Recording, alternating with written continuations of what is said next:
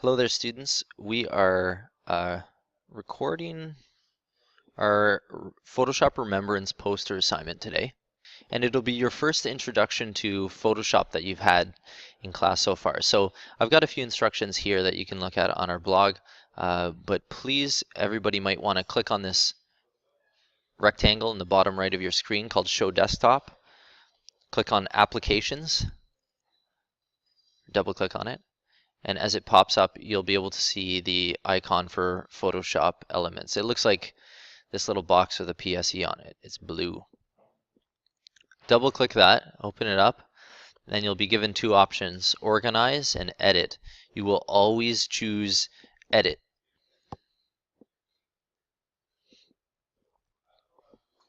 If you're unfamiliar with the workspace of Photoshop, there are a bunch of menus at the top that include helpful functions within Photoshop, such as the Enhance menu. You'll see everything is grayed out right now because we have no document open. There's different effects that sometimes students overuse over here. If I were you, I would double click that just so it's out of your way. And your layers will be here. And that's probably the most important area that you'll be focusing on other than the tools. So today's class is to do a simple activity that'll help you get used to this thing called the horizontal type tool. You see a little black triangle beside all of these, not all of them, some of the tools. And if you click and hold on those, they open up the options for that tool. You can do a vertical type tool to have it go straight up and down. Horizontal type tool is what we'll be using. These mask tools perform really cool things for you. They kind of cut out from a background or mask away what you don't want to have shown. And reveal in the shape of those letters a background or a foreground. But that's not for this job right now. So for this job, we're using the horizontal type tool. You have options at the top for the font, the style, the size in points. You have the orientation of the paragraph, how it's aligned. You have line spacing, and you have the color of the font. Let's say you want to use pink. It's fine. And there are various styles that you can use on your text to make them kind of appear a little more three-dimensional. For this assignment, I don't want any of that. So there's a lot of things that we're going to get started learning through this activity, including the move tool, and zooming in. But let's just begin. Go to File, go to New, go to Blank File, and this will set up your kind of base file for this. So the width is going to be 17 inches. The height is going to be 11. The resolution is going to be 300 because we're printing it out. It's a typical print resolution. Pixels per inch. Don't worry about naming it right now. You can do that later. The color mode, I'd like everybody to start out in RGB color so you can find out where in the Photoshop experience to change that to grayscale. So start out with RGB and start out with a white background. You can see rulers along the top of my image. It's a blank image right now. Rulers can be viewed or hidden by going to View and Rulers. So if you don't want them there, press that. I've gotten used to it, so I kind of feel comfortable with it there. Another thing you should notice is that the image size is located down here. In case you forget what size you've got, you can click on this and see the exact pixels and the inches, and that'll and the resolution as well. Okay, so we're going to import a picture into this scene. So go to File and Open. And you guys are going to find it in the Out folder. So for students, Out. If you're having trouble finding for students, go to Computer first. For students, Out. Media Art, Out. And it's going to be in Remembrance Day. Or sorry, Remembrance Poster. I guess it is Remembrance Day. And I have 5 pictures for you to use. Please don't use any others unless I approve them. we'll start with maybe to get a bigger preview than this, just change the view to extra large icons up here in the view menu. And for this project, I just think maybe I'm feeling this one right now. I'll do 2 examples. I'll do both of these. For this one, I do want it to be in black and white, so I'll show you the experience of changing the mode to grayscale. You'll go up to Image, Mode, and you'll notice that right now it's on RGB. That's red, green, blue. That's the way screens project all colors. Click on grayscale and it asks you to discard color information. You press OK and all color information is gone. Even if you try to choose a foreground color and it looks red when you're choosing the color, if you try to use a brush with that red color, it's still going to come across as gray. So keep that in mind. If things are gray and you don't know why and you're choosing a blue that you love, but it comes out gray, then you're in grayscale. If you wanted to go back to color, you're welcome to, but you have discarded all color information. So if you go back to RGB, you can paint in that blue again, but the background is all the green, the richness is lost. So we're going to get this picture that we have into the untitled document that we've got. You need to use the Move tool. That's that arrow in the top left of your tools. And you just click on this image, drag it in, click and drag it into here. And you can close it now. This is not the right size for this full image. I'm just going to minimize that.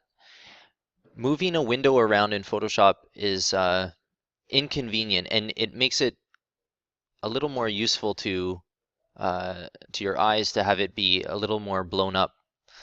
If you drag it up to that orange line, you'll notice that it kind of fills up that space and your canvas can be viewed more effectively.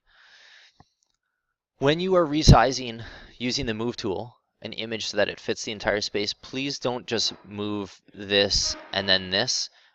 You end up distorting images that way and it looks horrible. So always drag from a corner anchor, and that way the horizontal and vertical proportions are locked.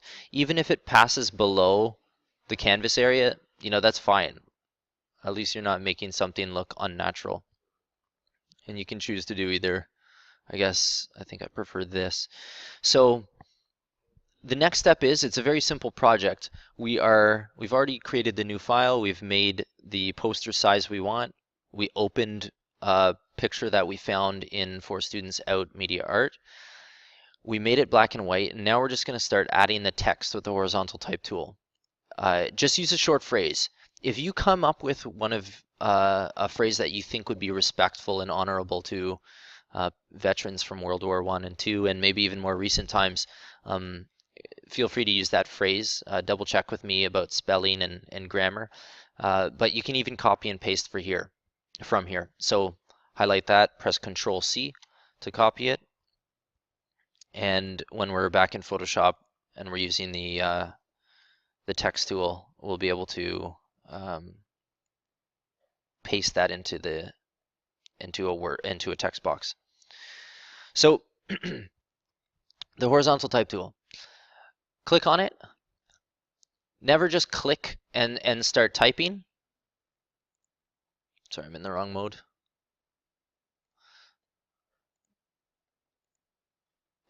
Never just click and start typing, because it is going to not be as flexible to edit later.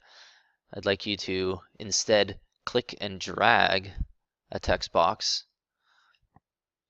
and I'm ready to paste what I had copied from our blog. This got copied, Control-C. Back here it's Control-V, V to paste. So we've got this We Are Grateful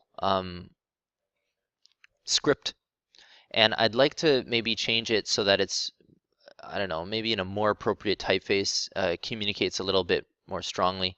If I move my cursor, you'll notice there's a box around it, and as I get closer to the words, it shifts, that box disappears. That says that it's ready to select letters that I've already made and that are editable. So I want to highlight that. I can change the font.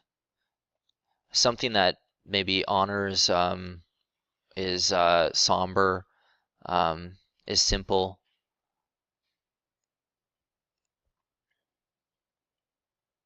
Mature.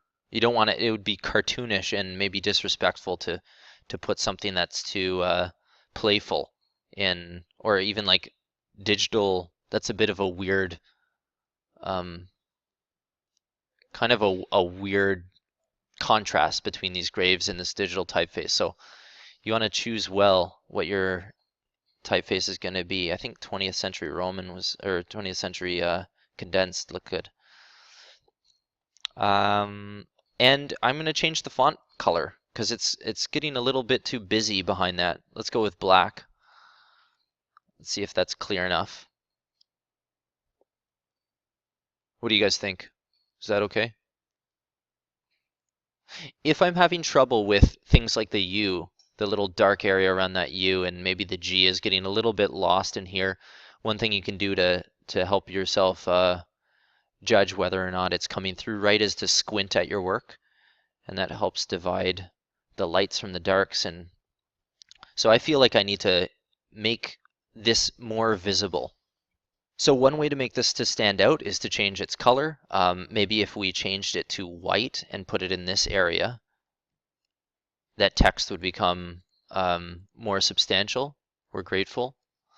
Or if I was really committed to it being here or down here, I might want to take a simple rectangle with the rectangle tool and block part of that tombstone so that it closely resembles this grass color. So let's use this rectangle tool.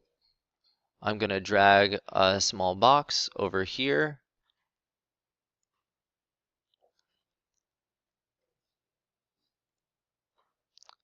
Let's you can choose the color for that box, and when you move away from this color picker, you can choose a gray that's part of the background. You can choose this gray, choose this gray. So let me grab that. And it's not going to be perfect, but using the move tool, let's just see how that looks. I'm going to click off of there. That's clearer, but it also feels a little clunky. So I'm going to change the opacity of this layer, how transparent it is, down so that it feels a little bit more, you know, sophisticated, if you will. We're grateful.